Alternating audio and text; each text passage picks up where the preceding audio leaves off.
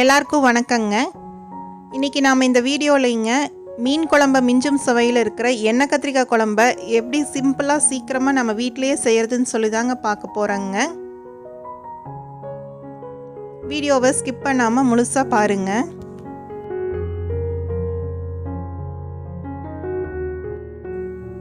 முதல்லைங்க கத்திரிக்காயெல்லாம் நல்லா சுத்தமாக கழுவிங்க இந்த மாதிரி ஒரு வடிகட்டியில் போட்டுடலாங்க.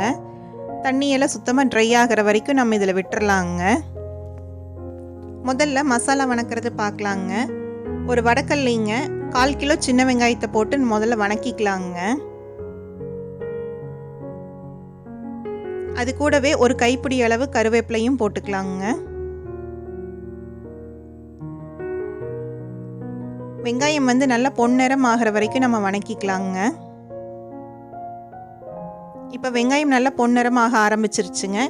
இந்த ஸ்டேஜில் அடுப்பை கொஞ்சம் சிம் பண்ணிட்டுங்க 3 ஸ்பூன் வரமிளகாய் தூள் போட்டுக்கலாங்க. 4 ஸ்பூன் கொத்தமல்லி தூள்,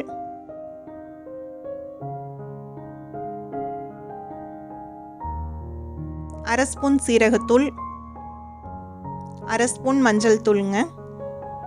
இதெல்லாம் சேர்த்து அந்த மிதமான தீயிலேயே வச்சு நம்ம நல்லா வணக்கிக்கலாங்க.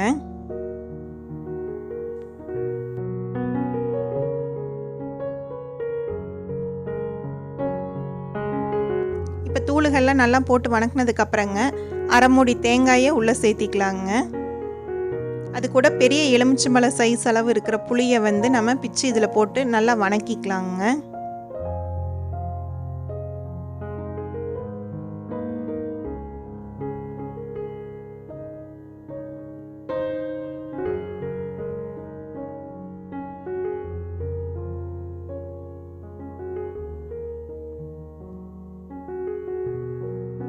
இப்போ குழம்புக்கு தேவையான அளவு உப்பை இந்த மசாலாலேயே நம்ம இப்போ சேர்த்திடுவோங்க.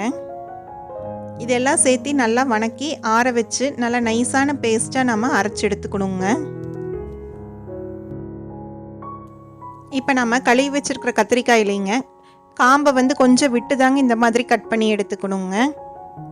அது மாதிரி நடுவில் இந்த மாதிரியும் கட் பண்ணிடணுங்க. அப்போ தான் நம்ம அரைச்சி வச்சுருக்கிற மசாலாவை உள்ளே ஃபில் பண்ண முடியுங்க. மசாலா பேஸ்ட் நல்லா நைஸாக அரைச்சிருக்கணுங்க. அதை கொஞ்சமாக எடுத்து இந்த மாதிரி கத்திரிக்காய்க்குள்ளார ஸ்டஃப் பண்ணிக்கணுங்க.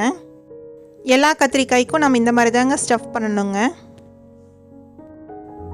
குழம்பு தாளிக்கிறதுக்குங்க ஒரு வடக்கல்ல நல்லெண்ணெய் கொஞ்சம் தாராளமாக தாங்க ஊற்றணும். ஏன்னா இதே எண்ணெய் கத்திரிக்காய் குழம்புங்க, அதனால் எண்ணெய் கொஞ்சம் ஜாஸ்தியாக தாங்க இருக்கும். எண்ணெய் நல்லா காஞ்சதுக்கப்புறம் கடுகும் 1 ஸ்பூன் வெந்தயமும் போட்டு தாளிச்சுக்கலாங்க. அது கூடவே 2 பெரிய வெங்காயம் பொடியாக கட் பண்ணதுங்க, ஒரு கொத்து கருவேப்பிலை போட்டு நல்லா வணக்கிக்கலாங்க. அது கூட 2 தக்காளியை பொடி பொடியாக கட் பண்ணி வச்சுருக்கிறத சேர்த்திக்கலாங்க.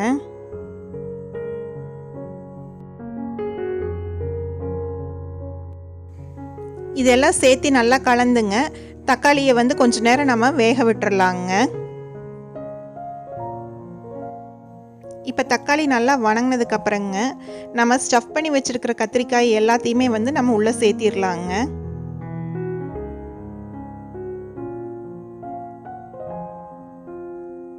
கத்திரிக்காய் உடையாத மாதிரி நம்ம எல்லாம் சேர்ந்து நல்லா கலந்து விட்டுக்கலாங்க.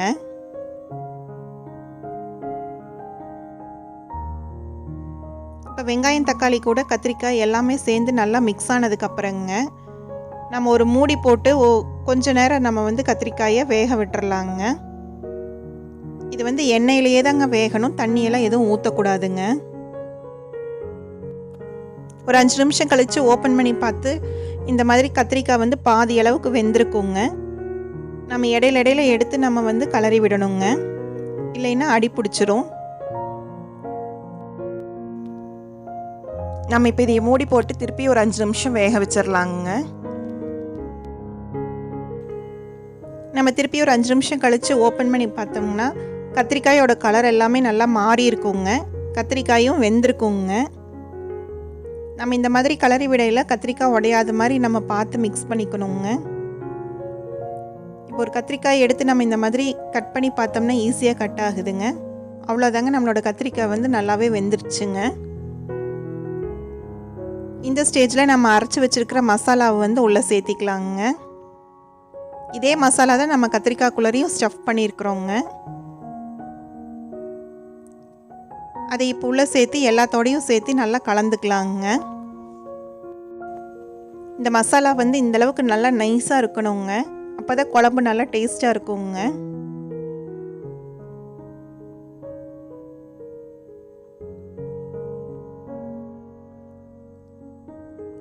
இப்போ இந்த வெந்த கத்திரிக்காய் கூட மசாலா எல்லாம் கலந்தாச்சுங்க.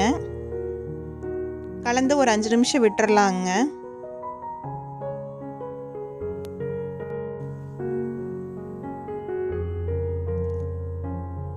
இப்போ இந்த மசாலாவோட கத்திரிக்காய் வந்து ஒரு 5 நிமிஷமாக வெந்துட்டுருக்குதுங்க. இந்த ஸ்டேஜில் நம்ம வந்து இந்த குழம்புக்கு தேவையான அளவு தண்ணியை வந்து சேர்த்திக்கலாங்க. நம்ம வந்து தண்ணி வந்து அளவாக தாங்க சேர்த்தணும். ஏன்னா கத்திரிக்காய் வந்து ஏற்கனவே வெந்துருச்சுங்க. இப்போ இந்த மசாலாவோட பச்சை வாசனை போகிற அளவுக்கு மட்டும் இருந்தால் போதுங்க. அதனால் இந்த குழம்புக்கு தேவையான அளவு மட்டும் தண்ணி வச்சுக்கலாங்க.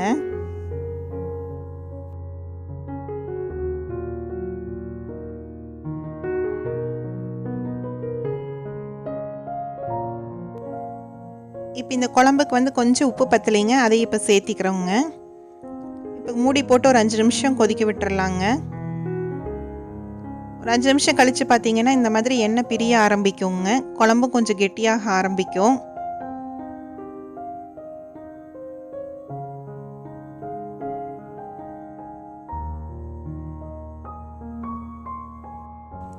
இந்த ஸ்டேஜ்லிங்க நம்ம 1 ஸ்பூன் பெருங்காயத்தூளை சேர்த்திக்கலாங்க. அது கூடவே வறுத்து பொடி பண்ணி வச்சிருக்கிற வெந்தயத்தூளுங்க.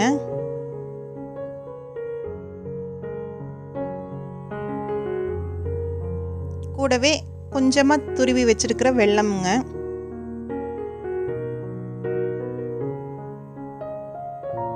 அதுக்கு மேலே வந்து ஒரு 2 ஸ்பூன் நல்லெண்ணெயை சேர்த்திக்கலாங்க.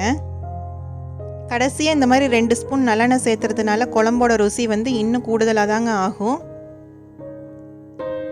இதெல்லாம் சேர்த்து நல்லா கலந்து விட்டுங்க. மூடி போட்டு ஒரு 5 நிமிஷம் நம்ம திருப்பியும் கொதிக்க வச்சிடலாங்க.